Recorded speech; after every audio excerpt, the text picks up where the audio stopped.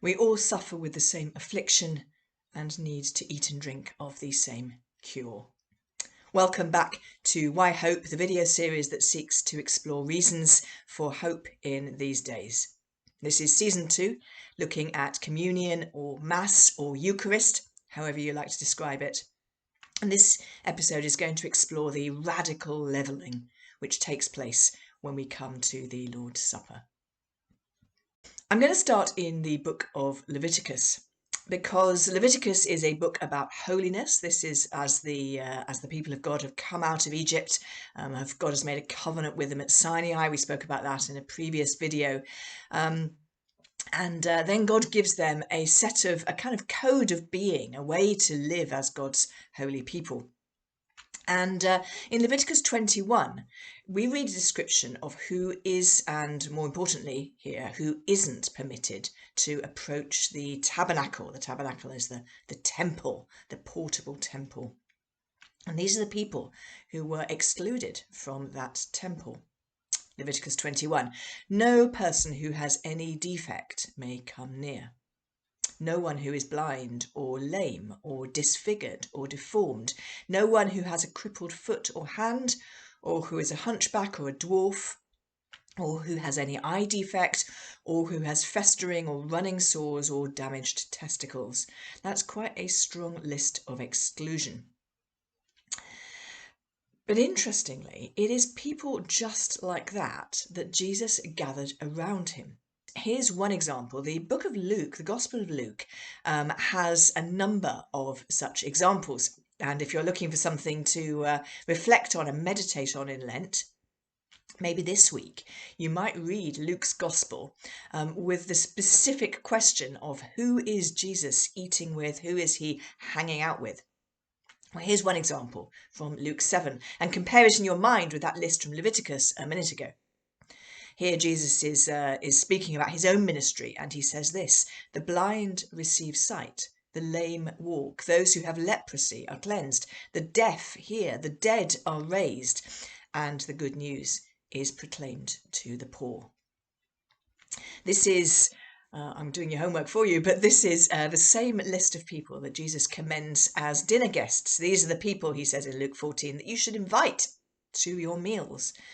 And then he describes what we refer to as the eschatological banquet. This is a parable describing what it's going to be like in the new heavens and the new earth. Listen to this description of the banquet. So a man once gave a great banquet and invited many. And at the time for the banquet, he sent his servant to say to those who had been invited, "Come, for everything is now ready." But they all began to make excuses. One said, "I've bought a field and I must go out and see it. Please have me excused." Another said, "I've bought 5 yoke of oxen. I must go to examine them. Please have me excused." And another said, "I've married a wife and therefore I cannot come."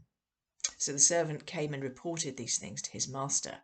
Then, here's the moment, the master of the house became angry and said to his servant, "Go out quickly to the streets and lanes of the city and bring in the poor and the crippled and the blind and the lame."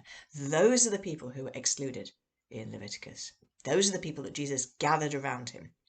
And as Jesus tells this story of to give us a glimpse of who's going to be participating in the heavenly banquet, here's the guest list: the poor, the crippled, the blind and the lame.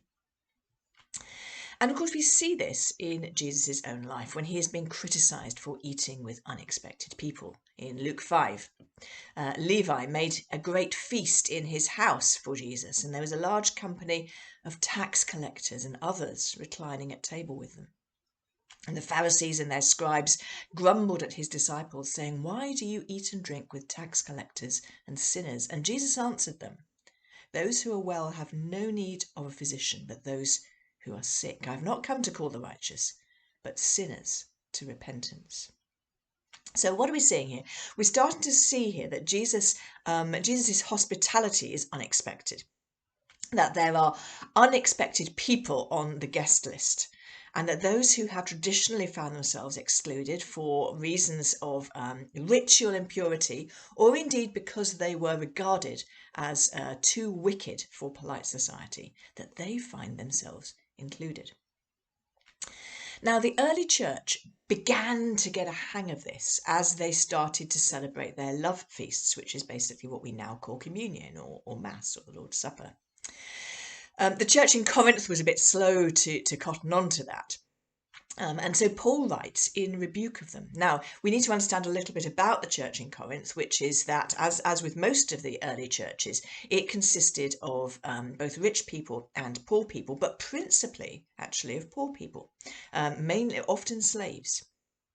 And what seemed to be happening at their love feasts was that the rich people who didn't have to work would come first, would start eating first, would probably be well drunk by the time that the slaves, who had to wait until they'd finished their day's work, could turn up. And Paul criticises them strongly for this because they're breaking the spirit of what this love feast is supposed to be about. Listen to these words from 1 Corinthians chapter 11. In the following instructions I do not commend you, because when you come together, it is not for the better, but for the worse. For in the first place, when you come together as a church, I hear there are divisions among you. And I believe it in part, for, and here he becomes quite sarcastic, there must be factions among you in order that those who are genuine among you must be recognised. When you come together, it is not the Lord's Supper that you are eating. Because in eating, each one goes ahead with his own meal. One goes hungry and another gets drunk. What? Don't you have houses to eat and drink in? Or do you despise the church of God and humiliate those who have nothing? What shall I say to you? Shall I commend you in this? No, I will not. So Paul is quite strong that these love feasts, this communion which they used to conduct around an actual meal, of shared meal, must be inclusive. It must welcome those who are poor as well as rich, those who are late as well as those who are early. And if it failed to do that, did you notice those words? When you come together, it is not for the better, but for the worse. So let me pull all this together. And let's just think about what we are doing when we eat and drink, when we take the Lord's Supper, when we share that communion. We are participating in a radical levelling. Let me read, I'm going to close now with some just a paragraph from my most recent book. Let me read these words to you. All participate in this covenant renewal on equal terms, just as all entered it on equal terms. All who partake must, literally or figuratively, kneel. We must all acknowledge our unworthiness and position ourselves as people under judgment and in need of mercy. We all eat and drink the same bread and wine. There is no budget version of the bread for some or luxury label of the wine for others. In eating of the one bread, we assert our essential unity. We line up side by side at the altar rail or sit cheek by jowl with people who irritate us, patronise us, let us down, and whom we have irritated, patronised, or failed in our turn. We all suffer with the same affliction and must partake of the same cure. As we hold out our hands to be supplied with spiritual food, we acknowledge our dependence on our brothers and sisters and that we are a means of grace to one another. There is something radical about the equality at the Lord's Supper. And this is one reason why when we take communion this Lent and forever afterwards, we can find cause for hope.